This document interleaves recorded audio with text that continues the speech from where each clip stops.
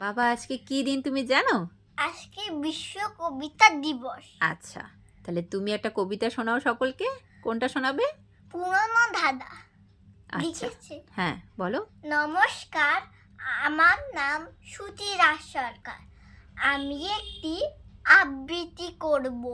পুরনো ধাঁধা লিখেছেন কবি সুকান্ত ভট্টাচার্য। বলতে পারো বড় মানুষ মোটর কেন চড়বে? গরিব কেন সেই মোটরের তলায় চাপা পড়বে? বড় মানুষ ভোজের পাতে ফেলে লুচি মিষ্টি, গরিব লাপায় খোলাম কুচি, এই কি অনাসৃষ্টি? বলতে পারো ধনির বাড়ি তৈরি যারা করছে, কুড়ে ঘরেই তারা কেন মাছির মতো মরছে?